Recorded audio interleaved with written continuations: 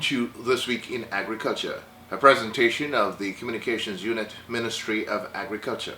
I'm your producer and host, Christopher Holder. On this week's presentation, we bring you highlights of Agriculture Minister Zulfikar Mustafa's engagements over the past week, with particular emphasis on his interventions in Blackbush and other areas in East Berbice, as he sought to bring relief to those communities affected by the intense rainfall we've been having over the past week and a half, thereabouts. Floodwaters are there all across the country, and we've been seeing flooding in all the regions except a few. And so the government has basically mobilized its resources in an effort to ensure that relief is brought to the residents of those affected communities. As a matter of fact, President Irfaan Ali, accompanied by ministers of his cabinet, were in Berbice. He joined Agriculture Minister Zulfikar Mustafa yesterday, and they toured some of the affected areas in Blackbush. This was after he'd already visited areas in Region 10, Upper Berbice, Upper Demerara, and engaged with the affected residents and farmers in those communities. So we'll be hearing from the ministers on this edition of This Week in Agriculture. We will be back after these messages. The Guyana Rice Development Board is reminding all farmers that an integrated pest management program is the best way to ensure a successful, high-yielding crop. Integrated Pest Management, or IPM, is the use of several compatible control strategies to suppress a pest. IPM is for the management of all insect pests and snails or even weeds, whether it's early season, mid-season, or late season. This program begins at land preparation and involves the following key steps. After proper tillage, leave land exposed to sun for a few days to allow for pests in the soil to be exposed to natural predators, as well as to allow for degradation of any debris there. Proper land leveling should also be ensured. Farmers should adopt uniform times of sowing. Sowing en bloc during the April, May, and November-December periods of the year. All farmers should treat their seed before sowing, providing insect pest protection to the young rice plants for up to 30 days. Ensure proper water management for the first 40 days of the crop. Ensure effective monitoring of the crop from the vegetative stage for the presence of paddy bugs or other pests. This will aid the farmer in determining the right time to apply the appropriate insecticide to kill the paddy bugs. A message from the Guyana Rice Development Board, Ministry of Agriculture.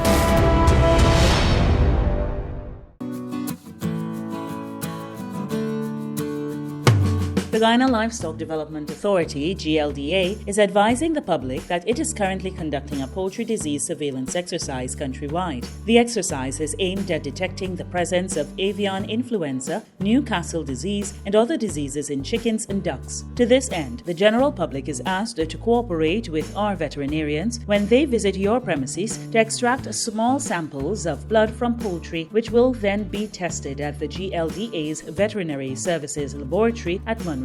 This national surveillance exercise is critical to Guyana's efforts at detecting and/or preventing the spread of any of these poultry diseases that can have devastating economic consequences to our local poultry sector. A message from the GLDA, Ministry of Agriculture.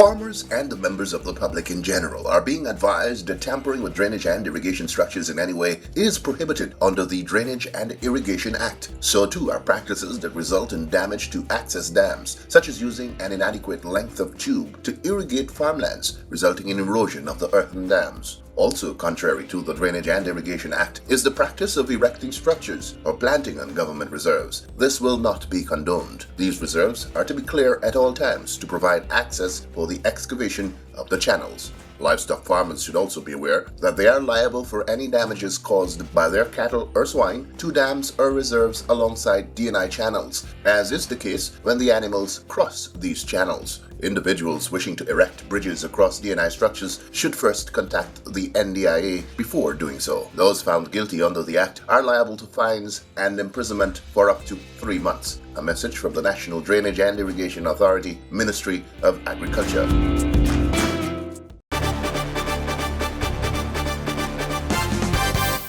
The Hydromet Service Ministry of Agriculture has reported that Guyana has recorded an accumulated rainfall of more than 12 inches of water over the past 7 days, with even more rainfall expected in the coming days. In Berbice, the rains have caused major problems with farmers and residents alike in areas such as Blackbush, Upper and Lower Quarantine, New Amsterdam and East Bank Berbice. Sandfort in West Kanji was also inundated, with farmers and residents alike reporting losses. We will look at the interventions of the Civil Defense Commission of the Ministry of Agriculture for the past week. But first, we bring you highlights of Agriculture Minister Mustafa's Independence event held on Tuesday, May 25 at the Ministry on Regent Street.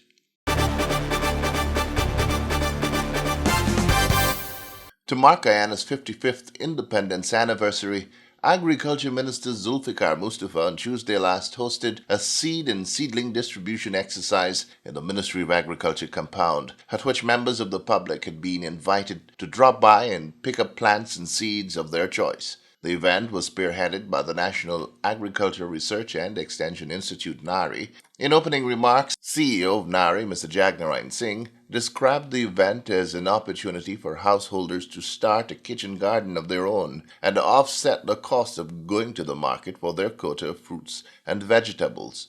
Mr. Jagnarayan reminded that the event comes as Guyana joins with the rest of the region and world at large in observance of International Year of Fruits and Vegetables. This year, International Year of Fruits and Vegetables, I think this activity today, while it's part of the Ministry Independence activity of giving some fruits, vegetables, plants and seeds to the public, and we're supposed to slate from 10 to 2. It's going to help to promote and propagate agriculture in Georgetown. While we would continue to do this across the country at our various nurseries and so on, you can go and have some seeds and vegetables and fruits, plants. This year, today was one that we were trying to tackle the people from the city, because I know city agriculture is very small, and I'm sure that it helps to supplement the income while it improves the nutrition of everyone. So this morning is very simple. Okay. Well, very, very simple activity. I have the members of the head table. We start with the permanent secretary, the long-serving member of the public service. Yes. Also offering comments was Permanent Secretary of the Ministry of Agriculture, Ms. Delma Ned. Just that appreciation, one, and being the Ministry of Agriculture, we think that we can do something to promote kitchen gardening, to promote going back to the soil and do your own little homegrown. So Minister's initiative this morning is to share some seeds, seedlings towards the promotion of kitchen gardening. As Mr. Jagnarayan Singh said, it's the International Year of Fruits and Vegetables. And what we have here are vegetables. I've just gone to the table. I've seen okras, balanges, karila, cucumbers, and so on. So these are things we use every week, which is very good. And we want to promote such an initiative. So without further ado, I just want to wish you happy independence and take tomorrow to do something in your backyard. In his remarks, Director General of the Ministry of Agriculture, Mr. Madan Lal Ramraj, noted that more than providing your own source of fruits and vegetables, a kitchen garden can also serve as a supplemental income for individuals using the space in their backyards for this purpose. Only last week, Minister was in East Longwell, and he echoed the sentiments that have been echoed here today about supplementing your income by having a small kitchen garden. We know in the Georgetown area, the area, the yard itself are not big enough, but some sort of agriculture can be done. And this is a testimony to what he referred to only last week at East Rumbelt. So today is a demonstration of what putting words into action. Also it allows us, it gives us the opportunity to get back to the land. This is what he has been propagating since he began the ministry on his first day. And we have been doing this right across the country. And today it is felt that we should be doing something for more or less for the Georgetown environment, people around the Georgetown. And the three areas that he has been talking about is about creation of wealth, create employment, and food nutrition. This one of it is about creating nutrition value with cherries and all of these. Well, you know about COVID and vitamin C and all of those plants, all of those seedlings there. So let me also join the PS in wishing you a happy Independence anniversary and hope that you make the most use of these seedlings and these plants that is being supplied by NARI.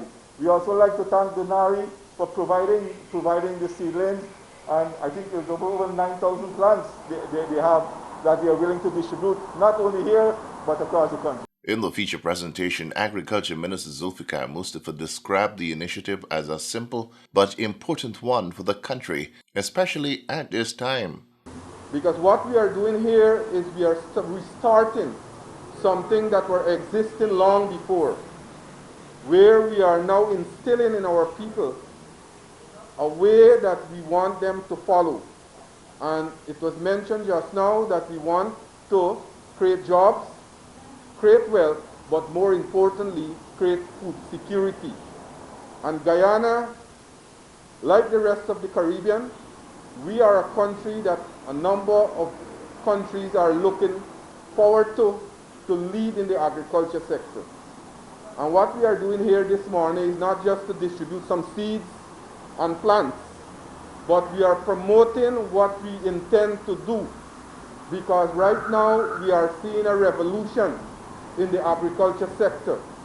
We are seeing a renewed interest in the agriculture sector. 8 months ago, everybody were talking about oil and gas. All the development were tied to oil and gas. Every time you ask for development, wait until the oil and gas revenue come on stream.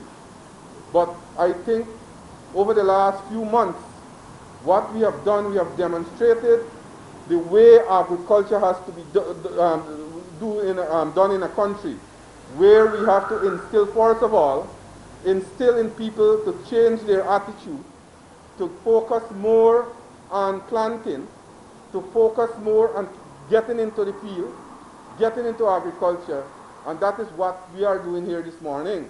It might show very, very simple that we are showing out some seed, but I want to tell you that Guyana is once again taking the spotlight in terms of agriculture. You remember not so long ago, Guyana, we have developed an initiative that was adopted by CARICOM. It was called the Jack Dales Initiative. And then, again, our government has submitted a document to CARICOM which was adopted by the CARICOM heads of government. And today, Guyana is chairing the ministerial task force to advance the agriculture agenda and food security in the Caribbean. So once again, Guyana is playing that leading role. And as the leading country in agriculture in the Caribbean, we must not only talk, we must walk the walk. And that is what we are doing. We are seeing improvement in almost all the sector in the agriculture sector. All the sectors in the agriculture sector. Rice production, we have seen increased rice production. We have seen increase in other production. So much so that this year, although we are in the middle of a pandemic, the agriculture sector has grew by 11%, has made almost 11% contribution to Guyana national GDP. So that's a tremendous achievement for us, because in other countries, we are seeing the agriculture sector are contracted. But in Guyana, we are seeing improvement. Minister Mustafa invited residents not only in Georgetown but all across the country to get involved in this effort, start a kitchen garden or some other form of agriculture. And all of us, I am inviting you this morning to come on board. We have to ensure that we advance the agriculture agenda in Guyana, and we in Guyana, we have the capacity, we have the experience, and we can be the next powerhouse, the next agriculture powerhouse in this part of the hemisphere. So I want to commend you, I want to wish you well, I want to wish you a happy independence anniversary as we are celebrating 55 years of independence. I think that the agriculture sector now is on the right track. We are about to take off. We are about to make our contribution, not only in our country, but in the Caribbean. Because not only the traditional crops we are promoting, we are now embarking on non-traditional crops. Things like soya, corn, those things we are importing. In another year or two, we might be self-sufficient in Guyana to satisfy the proteins for the poultry industry. So we are seeing in all facets in the agriculture sector, we are seeing and we are experiencing growth. And we are very optimistic that the agriculture sector will once again take its rightful place and make its rightful contribution to the economy of our country. The Agriculture Minister promised that the seed and seedling distribution initiative will be replicated all across the country in the coming weeks and months ahead. Earlier in the week, the Agriculture Minister received a courtesy call from Canadian High Commissioner to Guyana, His Excellency Mark Berman, during which they discussed the many lucrative opportunities in the agriculture sector for both local and international investors. Minister Mustafa took the opportunity to outline government's plan for the transformation of the sector, pointing out that it will become one that is more technology-driven and science-based. In his remarks, Mr. Berman said his government will be working with the Guyana government to promote the vast potential of Guyana's agriculture sector as it remains a priority. He said they are working to develop a training capacity building strategy that Guyana will benefit from. The High Commissioner noted that Canada is one of the largest agri-food producers in the world and very much respect the concept of partnership and the opportunity for Canadian companies to partner with Guyanese companies.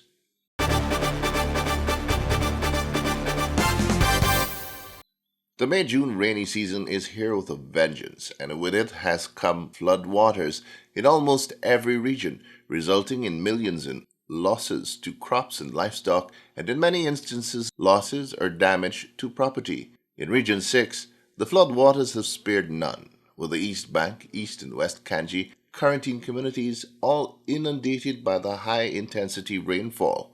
On Wednesday last, Agriculture Minister Zulfikar Mustafa, along with Prime Minister Mark Phillips, headed a team from the Ministry of Agriculture and the Civil Defense Commission, CDC, to the four polders of Blackbush, where they met with flood-affected residents and farmers alike for an assessment of the extent of flooding in the communities. Rice and cash crop farmers, livestock farmers, and residents all complained of losses occasioned by flooding caused by what they believed to be inadequate drainage. Following the interaction with the affected residents, the minister had ordered a number of interventions.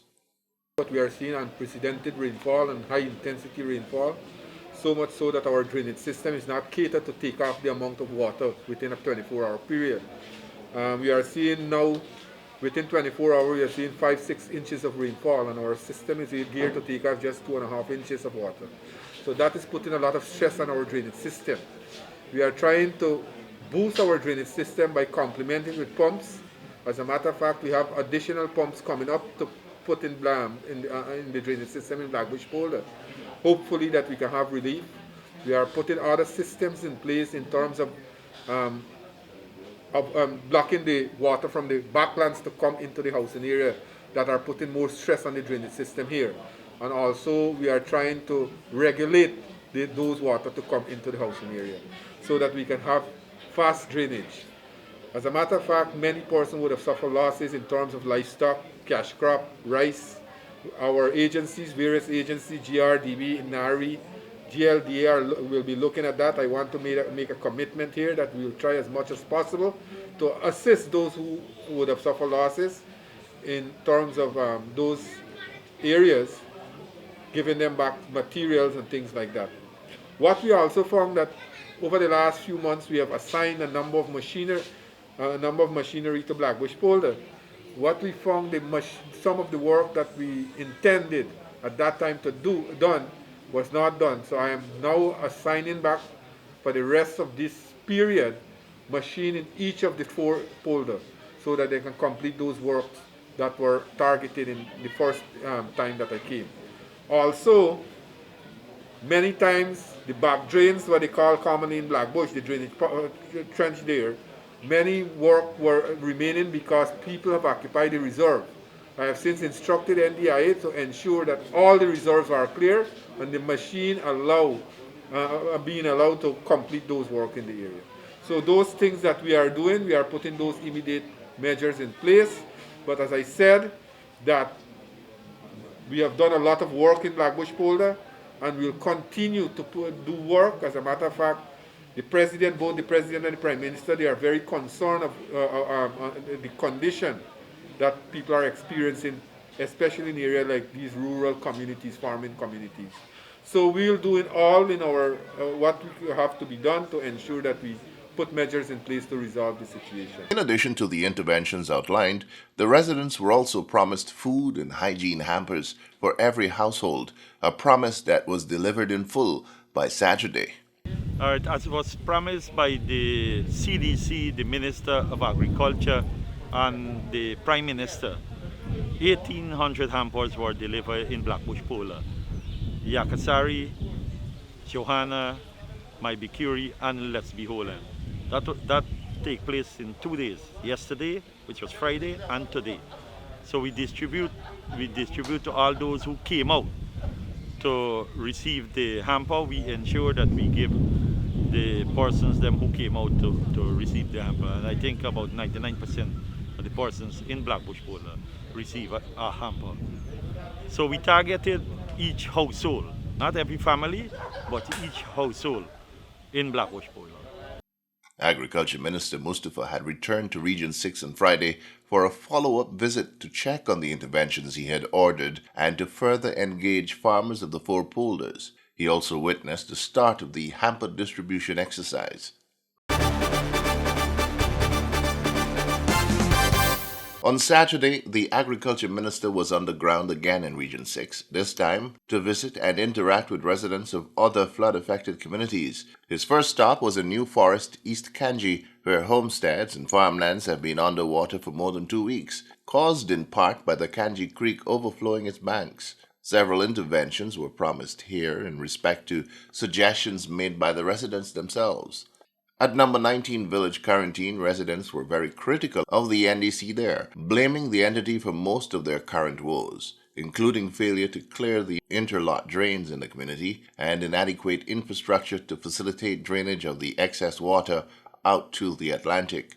Several on-the-spot decisions were again made here to ensure that residents got immediate relief from the floodwaters, as well as help from the GLDA and NARI in getting back on their feet after the water recedes. The minister also visited Albion New Scheme, Fyrish, Manchester, Bloomfield, among other flood-hit communities. He gave us an overview of his findings and interventions ordered.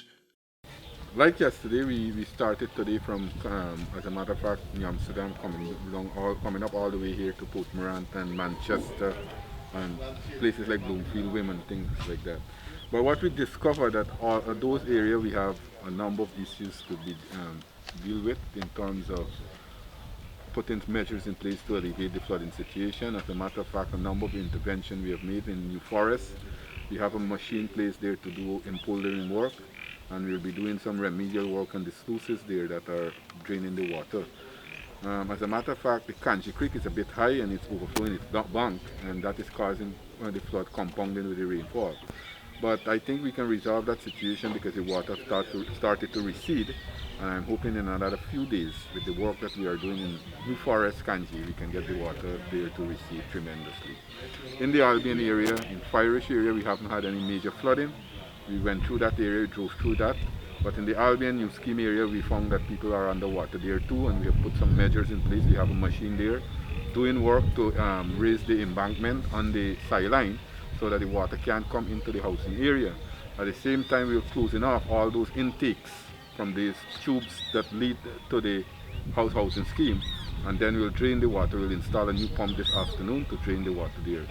The most affected area to me is the Port Morant area, the Babujan area, the new scheme at Babujan. People there is affected. Had a pump place yesterday near to the cemetery to drain water there, and we'll be putting an additional 2 pumps this afternoon. Later, hopefully we can work through the evening to drain excessive water there. What I noticed that the NDC has not been cleaning the area because there are a lot of garbage built up, and I'm appealing to residents there to desist from throwing garbage into the drainage canal, and that is impeding the flow of water. But you know for a fact that that is a problem across the country, and we'll be working with the local authority and the people around the country to resolve that issue. But I'm appealing to them that with the rainy season now and with the high tide, we will have flooding, and I want to say that we'll try to, as much as possible, the people them are suffering at the Babujan area. I'm hoping that they can have some relief shortly, and I ask NDIA to work around the clock to get that matter resolved. WIM is also underwater, WIM Bloomfield. We have placed additional pumps, one at the Letterkenny sluice. The sluice at Letterkenny is working, and whenever the sluice closes, the pump normally works. Likewise at WIM also, we have placed an additional pump there, and we'll be doing some drainage work in WIM, internal drain. Like other areas, the people are complaining bitterly about the local authority, the NDCs. We from the NDIA, we will have to do those works, and we'll continue to do it, but we'll have to work over time to get these work done because our resources are stretched now across the country. Like 19 also, the same issue we face with at 19. The people are complaining bitterly about against the NDCs there, and we have to do some remedial work. What we'll do, we'll place an additional pump also at number 19, and we'll be doing some in poldering. So all in all, a number of interventions we have made today, and I'm hopefully that within the next 24 hours, those interventions can happen and we can have the water drain. In the meantime, we have our agencies like GLDA, the NARI and GRDB. They are doing assessment, and I have instructed the GLDA today to look at those farmers that need help in terms of feeds for their animal, and also to relocate the animal to higher ground. So they are working with the farmers to get those matters resolved so that we can approach this situation that we are experiencing on a collective way to resolve this problem. You know, right across the country we have this issue, and as I am in Region 6 here yesterday and today, the president have been moving across the country also. He is right now in Kokwani area and Berbice River area, because that area is tremendously under pressure there. The flooding is severe there, and he will be coming shortly to Berbice also to visit some areas in Berbice to look at especially the Blackbush Polder area that is severely hit by the flooding. So hopefully in another couple of days we can have these intervention that I have said just now in another 24 hours, but in a couple of days we can have the area drained. Yesterday I have said that we'll place a pump at Eversham. That pump is in operation now, and NDIA is mobilizing another pump for number 43, and that pump will go into operation during the next 24 hours too. So all in all, you could see that we have put in more resources now into draining these areas, and I'm hoping that we can, with these interventions, we can have the matter resolved shortly. The Agriculture Minister was later joined by President Dr. Irfan Ali, who arrived by helicopter, accompanied by Ministers Sonia Parag and Juan Edgel. After being briefed on the measures taken so far to bring relief to the affected residents, the President and his team were whisked off to less beholden Blackbush Polder for a meeting with flood-affected residents who were promised government's unwavering support in ensuring that they received all the help and resources they needed to recover from the effects of the flood. Minister Mustafa and his team returned to the Upper Quarantine today and continued his interactions with communities affected by the rains, ensuring that measures were put in place to bring them immediate relief. Well, that's all the time we have in this week's edition of This Week in Agriculture, a presentation of the Communications Unit, Ministry of Agriculture. Remember to wear your mask. For those of you who have not yet gotten your COVID vac, at least the first dose, then please go out and get it. And remember, as soon as you are due for the second dose, ensure that you show up and get yourself totally vaccinated, complete the 2 doses, and then you'll be on your way to contributing to the drive for herd immunity. We're talking here about 75% of the population vaccinated. All right? This is the only way we'll get back to any semblance of normalcy, losing the mask, being able to gather again. So, do your part in getting us back to some degree of normalcy. Until next time then, be good to yourselves and to each other.